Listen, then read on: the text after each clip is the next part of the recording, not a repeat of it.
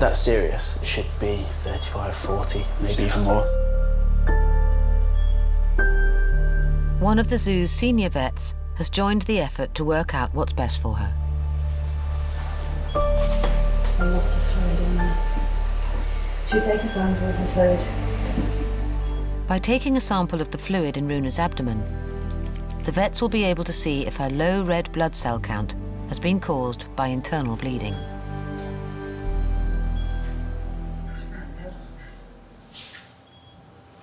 Jeez. I don't think it's looking positive. I suspect her liver is completely shot and that she's had a catastrophe. She's hemorrhaged from somewhere. I think that makes the decision, yeah? Is it, Gabby, is that? I think it's time.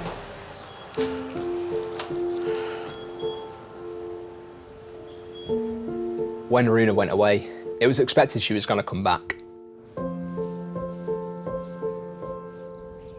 Every animal death hits the team hard.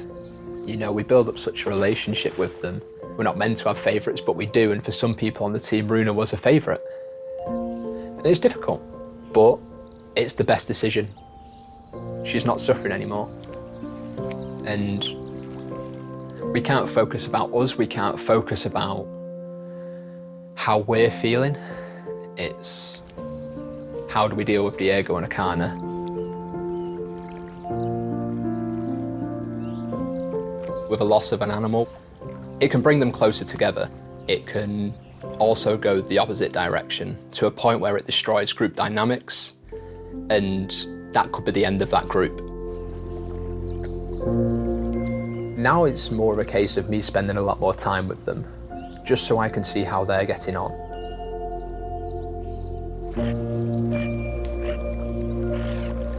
Diego, he's meant to play the father role of the family. So now we're hoping that he just grows up. So what we want to see is the bond between Diego and Akana form. You be nice to Akana though, all right? You promise me? Good boy. Tula could give birth within days, but keepers are worried that history might repeat itself. Unfortunately with Tula, that she has given birth before, but it was a stillborn. You're always thinking about him. I suppose the times when something is going to give birth or any life-changing event like that, you do worry even more, and yeah, there's all kind of questions and worries that go on in my head. I'd like to think that everything's going to be fine. I don't know. I'm hoping that this time round it's going to be different.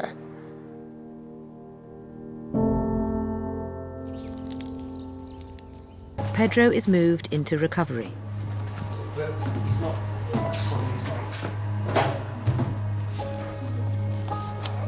But all of a sudden, something goes very wrong.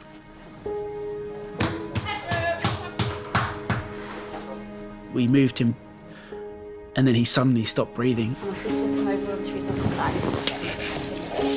It's an absolutely horrible feeling when an animal crashes. You feel so powerless. Just still seems a blur, really. The normal procedure of bringing an animal around turned quite quickly into we've got to try and save an animal now. Pedro has gone into cardiac arrest, and senior vet Steve decides to try CPR in an effort to save his life. It's very, very difficult to do anything at that point with a giant anteater. Like if it was a dog or a cat, you can stick a tube down their windpipe so you can ventilate them. You can't do that with anteaters. So when they stop breathing, you cannot do anything about it.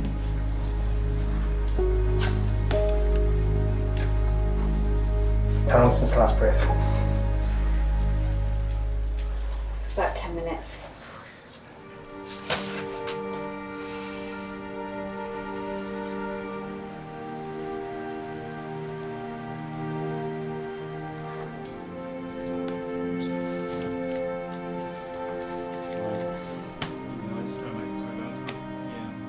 Whatever was going on internally, his poor little body just gave up.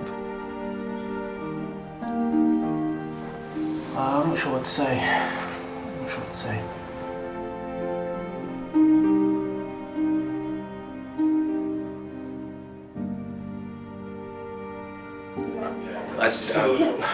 I'm absolutely gutted. He seemed to be doing well, and then he just suddenly stopped breathing, and we did everything that we could, but we couldn't revive him from there. So yeah, it's pretty hard to take. We always thought we would come out at the end with, you know, a healthy Pedro, and yeah, unfortunately we didn't.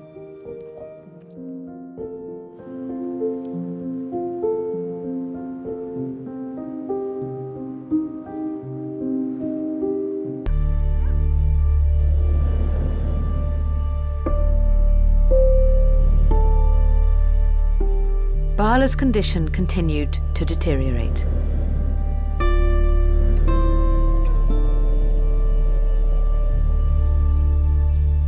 She died that evening.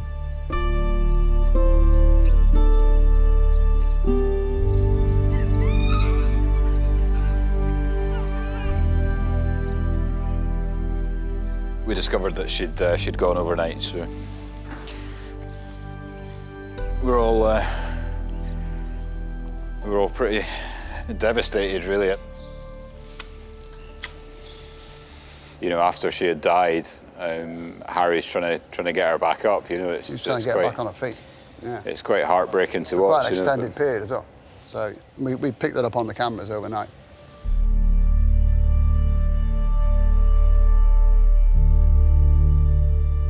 The animal that's suffering most is Harry, because the bond between the calves, I think, is as strong, if not stronger, than the bond with the mother. Those babies are inseparable. Harry's missing Barla. That sounds a little anthropomorphic, but he is. He's missing her. He's a little bit lost without his buddy, because he's always with her. And you know, and I think he's probably suffering more than anybody else is.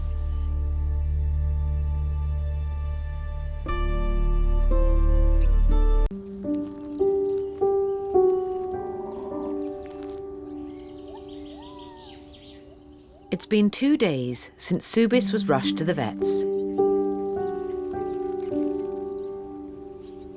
Now fully recovered, she's back home with the rest of the family, where pregnant Emma shows no signs yet of going into labour and is still looking after Subis's baby. We were all definitely looking out for signs of Subis showing any interest in the youngster.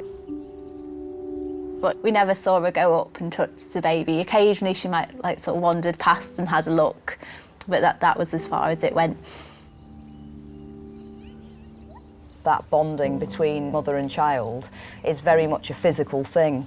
You know, the holding, the breastfeeding, all of that is a bonding thing. So certainly to miss out on any part of that has an impact.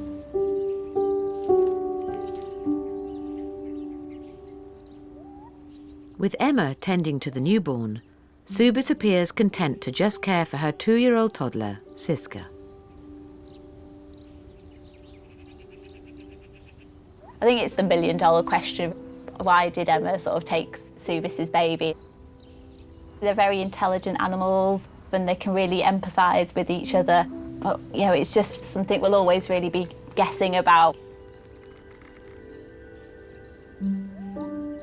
It just really instills in you that you just really don't know, with working with animals, what can happen. Never, ever rule anything out ever again.